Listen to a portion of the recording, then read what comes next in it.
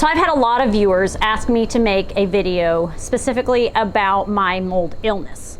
So if this is your first time watching this channel, I'll go into a little more detail just to explain that I used to have mold illness and I have healed myself of that mold illness. Now, if you want to look below, I'm going to put a timestamp. Basically, I'm going to give you my backstory, and then at the end, I'll kind of talk a little bit more about how I healed myself. So to start off, my mold illness. Now, how did I know I had it, and when did I find out? How did I measure it? Any of that kind of stuff. The first time I really became aware of it was when I moved into a moldy house. But we moved into the house and immediately we found that there was mold in the house, black mold. We were just like coughing, our eyes were swelling up, all kinds of nasty stuff. We moved our stuff right out of that house and we got out of the contract, and thankfully, because they wouldn't give us the money to get the house. So then we find another house to move into. Seemed fine until we moved in and officially we all got really sick. And wow, at the time we had 3 kids, right? Yeah, we had 3 kids and I was getting really sick. I was really sensitive and just like throat swelling up, eyes itchy. I know it's gross, yeast infections, just all kinds of stuff going on. I had one child that had night terrors, another child started wetting the bed, and another child was getting severe diaper rash. And then my husband started getting these rashes all over his arms, psoriasis on his head, and we tore that house apart. And we could not find the mold. And we put holes in there. We put a new AC system in there. We ripped out all the ducts and everything, and it helped some. But I got nauseated sometimes when it turned on. So we basically lived in the house. We're in Texas in the heat, and we can't turn the air on. So we have to have the windows open and the fans and stuff. We realized these people have never opened the windows before. We couldn't open them. The fireplace had never been burned. We were burning the fireplace. So this house had been closed up for like 12 years. It was a 12-year-old house. And it just was allowing mold to just grow. You need to air out your house. That is huge. That is huge. A long time ago, people didn't get mold in their houses because they just let it air out. So when we came across this mold, I reflected back into the first house that I had originally bought. And I was very, very sick in that house. That's when I first started realizing I was sick. That's when I lost my gallbladder and I started getting all kinds of other health issues. I had health issues before that, but this is when they became really prominent. So when I reflected back onto that house, I was really sick because the house we moved into after that, I was healthy.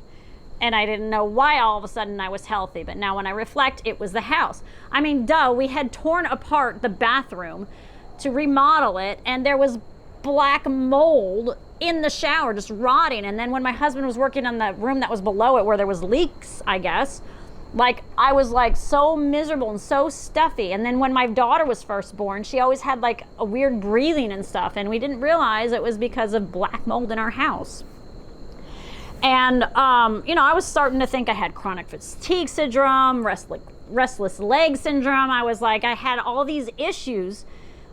And it was just symptoms. All it was the mold, but I wasn't aware of it. So even if you're having some issues, it could be because of mold. I'm not saying for sure it was, or it is. Okay, so that was me living in mold. And so what did I do about it? Well, we got to the point to where when we lived in that one house and we couldn't figure out what was wrong with it, we felt bad selling it, but we did a mold test and it didn't really show mold. We're like, what the heck? And later on, we found out it could have been a fungus, and that doesn't show up on mold tests. So I don't know what the issue was. We tried selling it, didn't sell. We moved into a rental house. That house, which we thought was okay, ended up being worse than the house we were living in. So we moved back into that house, and then several months later, we put it on the market, sold on the first day, and we actually had set an intention or a prayer, whatever you want to call it, that the right person would buy this house, like whoever this house is meant for, because we didn't want to put somebody else in that situation. So we said a prayer before we put the house on the market that it would go to the right person. And sure enough, I guess it did, you know, I don't know. So after that, we bought an RV, and that was the only safe place. We looked everywhere. We looked at every apartment, every new house, every old house, anything everywhere within the area that we lived in because of my husband's job. But we could not find anywhere safe to live. It bothered us everywhere we went. Our ears would swell up, our eyes would get scratchy, our throat would swell up. Any house that we walked into, apartment, it was just crazy. So the RV was the only thing that we could move into. So we put all of our stuff, we got rid of some stuff and we put the rest in storage. And we lived in an RV, and within 2 days, like, all of our symptoms started going away. My son, my fourth child, had been born, and he every morning woke up with these cruddy eyes. And I cried when the first morning he woke up in the RV and he didn't have it anymore. I was like, oh my gosh, that house is making us so sick. Even my cat died living in that house because it made her so sick. So it was horrible. It's a horrible thing to go through. And, you know, like many of you, maybe, if you're suffering from mold or you're questioning whether you're suffering mold, you've looked up all kinds of things online. You've probably gone onto different chat boards, message boards, where other people are in similar situations. Oh, I can't get out of my lease, or different things. What did you do to your stuff? Did you clean it? What works? Oh my goodness. I was just so tired of cleaning, scrubbing the walls, scrubbing everything. And that's what we did before we moved into the storage. We wiped everything down to a detail and put it in boxes and put it in storage. So we lived in the RV, and then my husband decided to get a job somewhere else. And so we were able to move very easily because we just had an RV that we lived in. So we just up and moved somewhere else. And then we bought some land, and we thought this was a great opportunity to just start from scratch. We can build our own house. And so we lived on the land with our RV while we built the house, and he was just building it himself. And it was a bad situation there too, because it was the rainiest season ever. The nearby lake was like at 40% or 30%, and within like 2 rainstorms, it overflowed. The whole lake overflowed, and it overflowed like 3 times within a couple of weeks because there was just so much rain. So as we're trying to build this house, it's just rain. And so we started with just the garage. We thought we could at least move into the garage. And we stayed one night in there, and it was horrible. It was so moldy because the studs in there had absorbed so much water. It was moldy. And so we just went right back into our RV.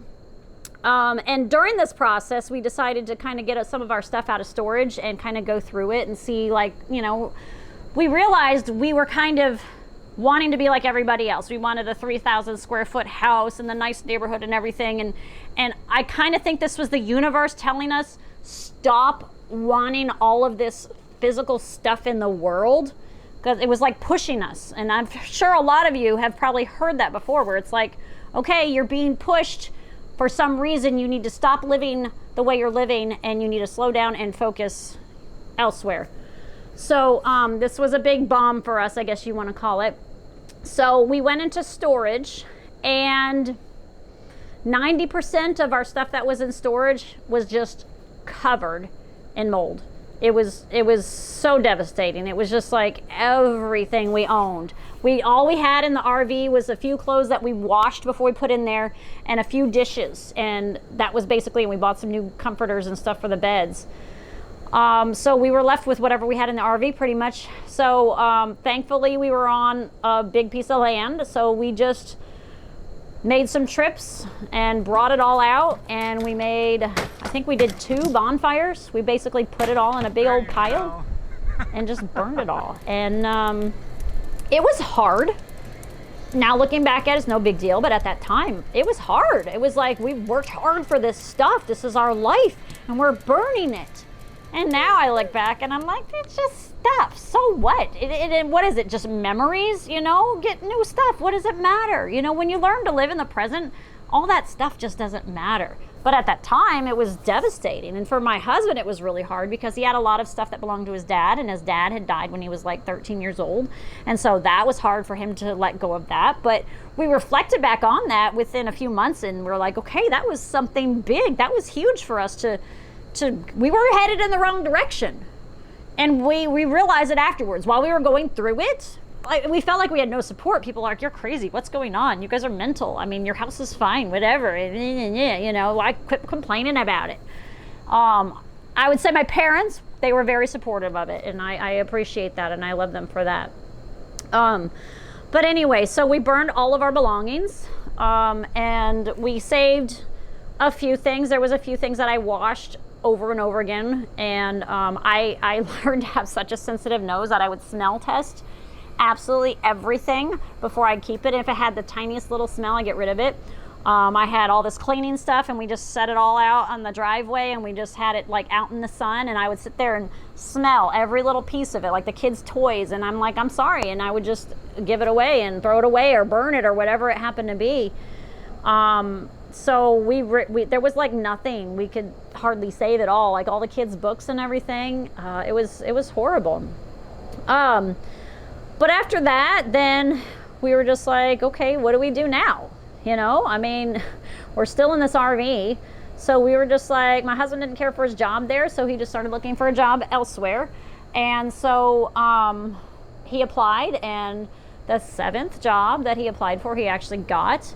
And it was in a place that we did not think we would ever move to. It was by the ocean. And I know people are like, are you crazy? You're living in place, you can't get away from mold, and you want to go somewhere where it's humid all the time. So you really want to move by the ocean? But we had just vacationed there like 2 weeks before he had gotten this interview. And we were shocked when we had walked in and like into the condo we rented, and it was not moldy. It was older, you know, it was maybe 10 years old, and it was not moldy. And then anywhere we went into town, it was like nothing's moldy. What we thought, well, was it the salt air or what? I mean, we had gotten to the point to where it was really hard to go anywhere, absolutely anywhere. We'd go to people's houses and it bothered us. Anytime we went to a hotel, I had to make sure it was something that was open within the last year or two, because that meant it was new and it was probably not moldy yet, because those little air vents in the windows were always shooting out nasty mold and they would bother us. I remember too that we went to this one hotel and we slept with the windows open, but it still bothered us so bad. And I had gotten a sty on my eye from the mold. It was so bad. And it took months for that sty to get better. And it bothered me for many years. Anytime I'd be around mold, this sty would come back. Not as bad as the first time I got it, but it was disgusting. It was embarrassing to go anywhere because of it. And so, you know, we eventually moved then by the water in our RV, and we looked around for houses, and you know, we did find a few moldy houses. We didn't want something that had a little bit of mold, you know. It was like, no, it's got to be like really good. We found some places, and I guess my husband was more sensitive to other molds than I was. He would walk in and he'd be like, oh, it's moldy, and I'm like, no, it's fine. Or he'd be like, oh, it's fine. I'd be like, no, it's moldy. And so we eventually just bought a piece of land and built our own house, and we got lucky, if you want to call it, but we got the house all built in the dry. It was completely dry. And the day they put on the roof, they were putting the last little bit of roof on, like all the windows and the siding and everything was on. They put the last little bit of roof on, and it rained. So it was like the rain had just completely held off until our house was completely in the dry. And so we were able to have a dry house, and our house is not moldy. So, and it's been 7 years now. So we have replaced our AC though, because we want to make sure, because it kind of started smelling a little bit. So we just knew that every 3 years we'd probably have to replace the air, because we just knew it kind of did that. Our car was moldy too. We've gone through 2 moldy cars. That was another issue, being in moldy cars. It was like we were surrounded by mold everywhere we went. Some people have even said you exude it off of you when you've been in it. It's like in your system, and you exude it, and then it gets sucked up in the air and spit through the house again and again. And so while I was in the RV and while I moved into our house, I was like, okay, now how do I heal myself of this mold? How do I stop being so sensitive? I became a lot less sensitive to mold once we moved by the water. Excuse me. But I knew I was still sensitive to it. Like I couldn't be somewhere for like a really long period of time. You know, I could, but it would kind of be like my eye would start swelling up a couple days later, be itchy the next morning or crusted or something because I was somewhere that was moldy. And so I did all kinds of cleanses and all kinds of detoxes and all kinds of diets, and I got tired of everything, you know. And on these message boards, there's the shoemaker protocol or something that everybody's like, oh, you get these tests done, and you could have this gene mutation, and then you have to go on these special diets and different things like that. And I didn't feel encouraged by them because, you know, a lot of people had success with them, but they were like stuck to it to a T. But it still almost seemed like it was like a 20% success rate. But when you heard the success stories, people were like raving about them. So I never even put forth the effort because I just was like, wow, that just sounds like way too much work, which, yeah, I mean, I was putting a lot of work into it anyway to try to heal myself. So it was like, well, nothing was really working. I guess you could say very, very, very slowly I was kind of getting over it just by not being exposed to it on a daily basis. My body was slowly letting go of it because some people say it's like it just gets into everything in your body, in your pores, in your gut lining and everything. It just sits in there. I mean, any of you that have experience with mold know that, you know, they're like, oh, you can bleach it. Like, well, if you bleach it, it doesn't get the root out. The root is still in there and it can just regrow. And same thing in your body. It's rooted in there. You've got to get rid of it. You've got to like scrape it out or something. And my health in general, you know, the mold thing was bad. The mold wasn't the main cause of it. I had a lot of things, you know. There wasn't really one specific thing. You know, I had Lyme disease and I had irritable bowel, which who knows if that was from my food, if that was from mold, or I don't know, stress. I don't know what it was caused by. So, you know, just by all these different things I was doing, I'd have little things that'd be like, oh, I'm better. And then, you know, and my health was like kind of going like this. I'd have little ups, downs, but as a general thing, it was going down. And I really started losing hope, and I really started kind of getting depressed. And I didn't know what to do. And my husband had found this guy, Dr. Joe Dispenza. Many of you watching are very aware of him. And he basically had an accident and was paralyzed, and he was able to heal himself with his mind.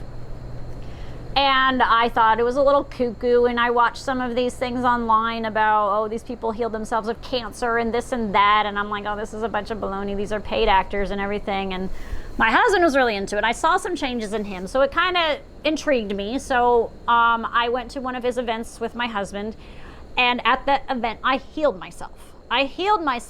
Now, I never set like a specific intention. I want to heal myself of mold. I want to heal myself of Lyme. I want to heal my irritable bowel. I basically just was sick and tired of being sick and tired all the time, that I just set this intention that I don't want to be this person anymore. That's all I did. And then I just did one of the meditations, and I had the most incredible experience. If you want to watch it, if you haven't watched it already, I have my story of transformation, and I have an updated version of that one too. And so in an instant, I was healed. And I remember going to Cancun thinking, oh goodness, it's probably going to be really moldy in those hotels because it's not a new hotel. Because we tried to get in the one that was newer. Well, we thought that one would not be moldy, but we couldn't. I was kind of frustrated. And I was like, it's okay. I'm not going to be in the hotel a lot. I'm just going to, whatever. I'm just going. This is hopefully going to help me. So I'm just going to ignore it. So yes, we get there, and the hotel was very moldy. You could see the mold growing on the doors, and you could just smell it in the air. You know that smell. And every morning I'd wake up and my eyes were red, beet red. And this was the third day of the event that I healed myself. And I think 2 days after that, I happened to look in the mirror when I woke up in the morning, and I was like, my eyes are not red. And I was like, wow, so the mold isn't affecting me anymore. So not only did I heal my irritable bowel, I could tell. Like, it was kind of like, wow, something big happened. I couldn't tell right away because, you know, it's a lot of little symptoms. But by the end of the week, I was eating anything I want, because I'm sure a lot of you probably are on special diets because you realize eating gluten and yeasty things or sugary things kind of like aggravate you or whatever. So I was able to eat anything I want, and it didn't bother me. I didn't get my the arthritis, the joint pain, and I didn't get the bloated belly, and I didn't get the headaches, and all this different stuff was going on, and I'm like, I felt so freaking incredible. It was amazing. And so then I went to another event maybe 2 months later, and I didn't really think much about the mold stuff because, you know, I came home after that. Was basically it. I was like, wow, that was cool, you know, with the whole eyes and stuff. And because I'm not really around mold much anymore, so I wasn't really aware of it. So we went to another event, and my husband was having this horrible cough and stuff, and he just thought he was getting a cold or something. But it was only really in the morning that he had it. So he's like, I don't know what's going on. I'm just processing something or whatever. And then a couple days later, I happened to look over at the lampshade in the hotel room, and the thing is just covered in mold. And then I look up at the drapes, and there's mold growing on the drapes, and I'm like, wow, this room is so moldy, and I wasn't even aware of it. Usually I would walk into a room and instantly I'd be hit by it, you know, mold. But I was totally unaware of it.